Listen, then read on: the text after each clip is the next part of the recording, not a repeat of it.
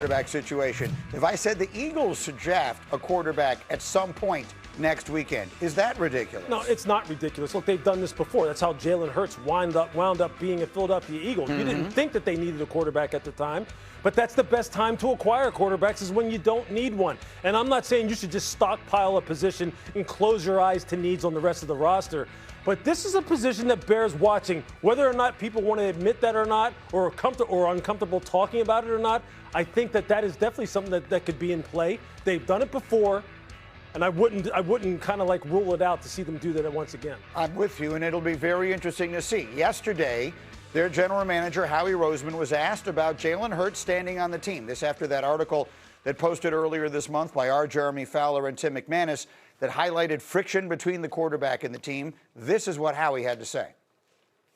I have seen those reports. Bob and our PR staff do a great job of showing us what we need to see. I would say that we have some faults. One of them is not being direct and honest with our players and the conversations with our players. So for us, if we have any issue with any of our players, we talk to them directly. I think that it's unfair. It's unfair to have these articles written, but I understand it's also what sells at this point. So, yeah, I think it's unfortunate. And that was an enormous amount of words that he just said there. And none of them were, Jalen Hurts is our guy. This is ridiculous. We love him. Look, I'm not sitting here parsing his words. Howie Roseman's going to the Hall of Fame. So I'm not sitting here suggesting he needs to say stuff, but I thought it was striking, Kmart, and I can see you already rolling your eyes at the topic. It was striking. One topic I'm tired of is the Eagles. Talk to me about the quarterback. So, what did you hear there? Unfortunately, this is my frustration with the Eagles is that they know their words will be parsed, like Nick Sirianni, Howie Roseman. So a lot of these things they can nip in the bud with very strong language. And so the word salad just now only opens up the speculation of like, what's he saying? What is he really? So Lewis just said, don't rule out quarterback. Understood, a lot of great teams, they draft quarterbacks before they need them. But when I look at the Philadelphia Eagles, I see a team that is quarterbacked by a Super Bowl winning starter who from the time he got his starting job has one of the best records in the NFL. That's what I'm looking at. And yet still, there's all this criticism of Jalen Hurts that I do not understand. But because in that market, within that building, things just seem to be a little wonky.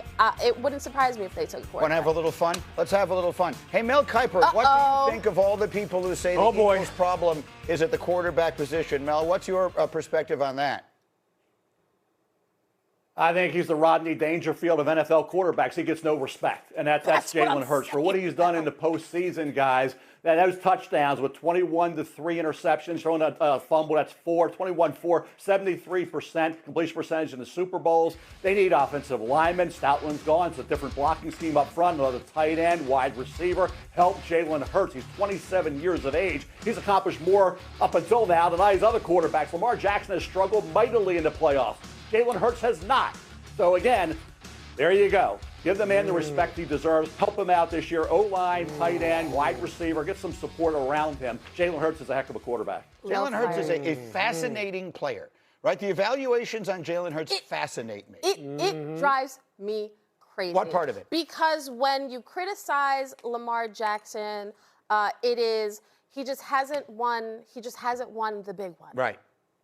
He's talented, but he hasn't won the big one. And then you look at Jalen Hurts. He's won the big one. He's outplayed Patrick Mahomes twice in 2 different Super Bowls. And yet, he's just not as talented. I don't know. It never makes sense. Tell me how we're supposed to be evaluating these quarterbacks. Because is it the clutch gene? Is it on the biggest stage? Is that where you want your best stars to shine? Well, sure or you do. it's I want him to win MVPs because both of these guys fit that.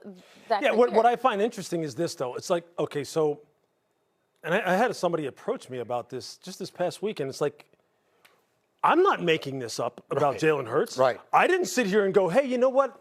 I just want to sit here and I want to rip Jalen Hurts today. I just kind of want to sit here and like kind of bang on him and just see if that gets any traction. People in his own building are the ones who kind of start this talk, right? So if there are some legitimate, let's just say, if there is some legitimate friction inside the building, whether it be between the player and coaches, players and players, whether or not they feel as though that he's holding back the offense, that it could be even better if there were certain things that maybe he was more, open to as far as offensive scheme, how they deploy people, how they deploy players, maybe being a little bit more like, let's just say, open to having a more diverse playbook. That's not us making that stuff up. That's people kind of like spilling this kind of stuff and talking about it. Now, let me just move forward and say this. Do I think they need to draft his successor? No, I don't. But this is a football team, and GMs are charged with trying to see problems down the road that don't necessarily exist in the present. Look, they drafted him when they had a franchise quarterback in the fold already. So could they still be looking at drafting someone and saying, hey, look, we're going to draft a young developmental player. We may not need him right now, but let's just see. The expectation is not for him to come in here and replace Jalen Hurts, but we need to have a succession plan or have a quality backup, a quality quarterback room. Those are the kind of things that could happen here. But I don't think the media made this up about what's going on with him. This is something that's happened in their own locker room. We're just talking about it. So we'll have more time to get a little more into this as we continue. Somewhere in the conversation, we should mention that he's had 6 different people calling plays in his 7 seasons in the NFL. True. True. So when you take that into account and the stability that Lamar has had, and even more so that Josh Allen has had, and some of the other young quarterbacks who would be of his generation, that somewhere has to go into the mix. We'll have more time to talk about it as we continue. I need to get up and go. Here with Louis Riddick in our studio, and it's time for a game of Is That Ridiculous?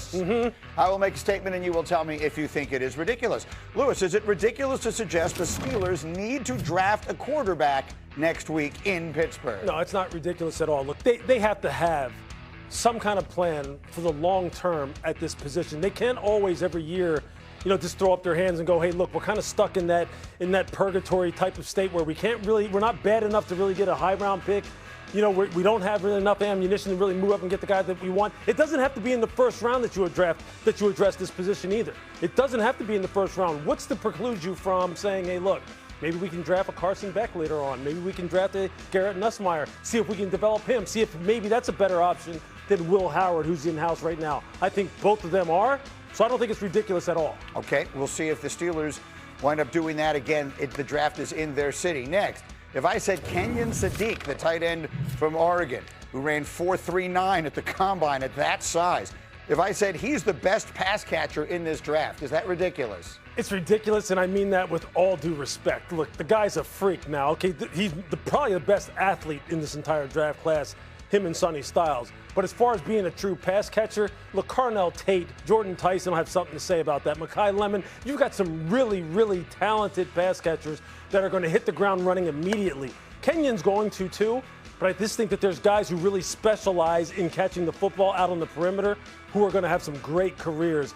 This kid as well. All right, then let me get to one more, and that's Philadelphia. Let's start with their quarterback.